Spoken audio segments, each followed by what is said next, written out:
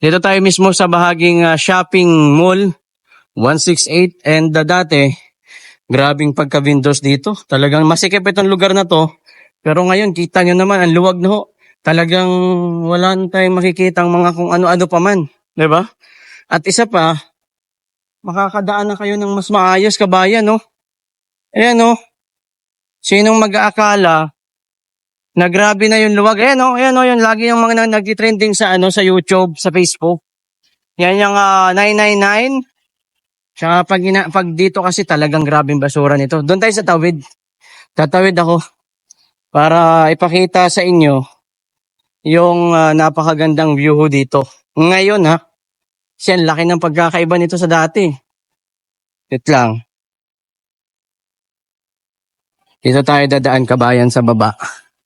Okay, kasi pupunta tayo doon sa kabila eh. Pupunta tayo doon sa kabila. Papakita ko sa inyo yung kabila ho para makita nyo kung gaano na nga naman kalinis itong lugar ho ng Divisoria. Tatawid ako dito para makapunta tayo sa pinakagitna. So mag-ingat tayo sa pagtawid syempre. Daming sasakyan kasi dito kabayan eh. Kaya ang hirap kapag maraming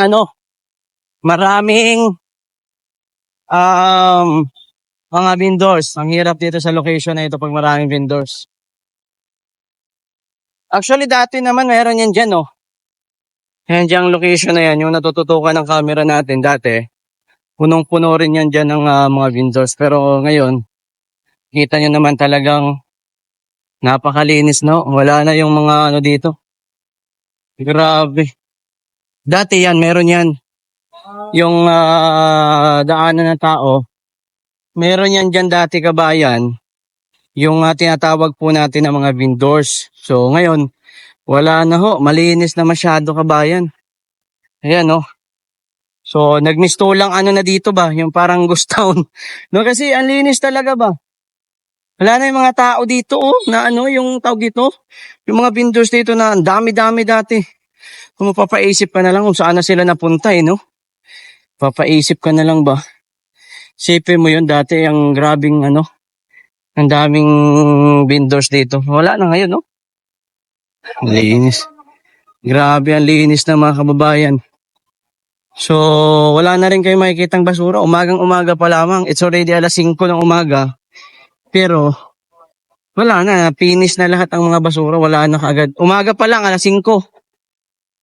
Maaga din kasi sila nagsisimula dito eh. Ayan, dyan tayo sa may. Ayan Ayan yung Totoban Center. Dati marami din dito vendors mga kababayan. Pero ngayon, kita nyo ang laki ng pagkakaiba dito mga kababayan. Yan, di ba? Dati talagang kahit saan dito maraming vendors. Yan, sikip nito dati. Sabi ko nga sa inyo, nung dumaan ako dito, mga 5 months ago nung dumaan ako dito, talagang ang dami po talaga ng dito vendors at saka ang basura, grabe. Limpak-limpak po na mga basura dito dati. Pero ngayon mga kababayan, wala na.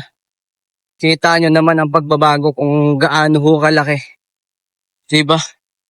So, ang laki ng pagbabago. Ang linis na po sa part po dito sa Divisoria. Dito tayo. Okay. Paalala po. Ayan, may paalala. Lahat ng tricycle. Ayan po. Lugmok, wala nang likwa. Okay. Bawal lumihi dito. Mga karatula. So, bali, dito tayo sa pinakagitna. Pabalik tayo doon. Ayan. Sa may harap ng Pure Gold, Divisoria.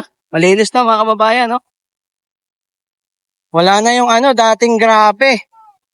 Diba? Tsaka alam natin yung history nitong itong Divisoria na ang dami talaga ng tao dito. Pero biglang nagbago yun dahil kay Yorme. Biglang nagbago yon dahil kay Yorme mga kababayan. Ang dating napakaraming vendors dito, mga basura. Wala na malinis na ngayon. Grabe. Di ba at least maluwag? Nakakadaan sila ng mas maayos. Ang hirap kasi dati hindi makadaan, ang tagal eh. Traffic yung mga dumadaan dito dahil nga syempre yung mga vendors at saka syempre masikip. Maraming nakahambalang dito, 'di ba? Higit na mas maganda kasi at least at this time nakakadaan na ho ng mas maayos yung mga estudyante, yung mga pumapasok araw-araw mga kababayan, nakakadaan na po sila ng mas maayos dito po sa location mo na ito. Ayan. So at least pinakita ko sa inyo kung gaano nga ang laki ng pagbabago ho dito. Di hamak, no? Grabe. Yan, tuloy-tuloy dito, kabayan. Dito tayo banda sa dulo. Dito tayo banda sa dulo.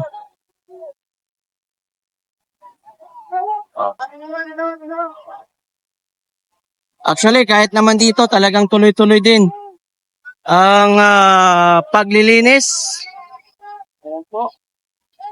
Kita nyo naman yan, mga kababayan. Tuloy-tuloy din po ang paglilinis sa bahagi ho na ito, mga kaibigan. Dito tayo sa kabila, dadaan. Daan tayo dito.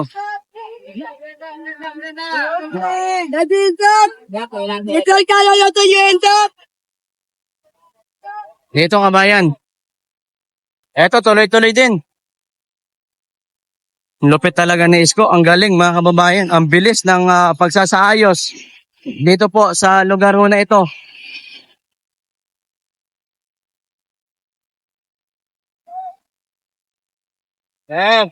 Morning.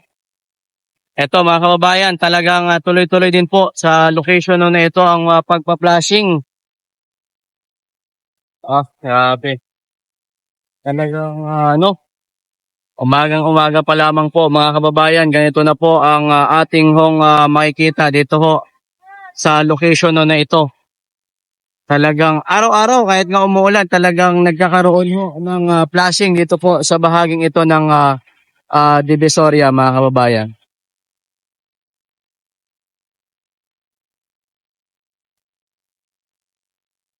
Yan, malinis na po. Maaga pa lamang, wala na yung mga gadagat na mga basura ho dito nung hindi pa po nakakaupo si Mayor Isko, no? Talagang umagang-umaga, tuloy-tuloy. Ang dami mga kababayan, dami mga naglilinis dito. Yung dulo, wala na basura doon. Talagang natapos na kagad. Ben, lupit, no? Galing, no?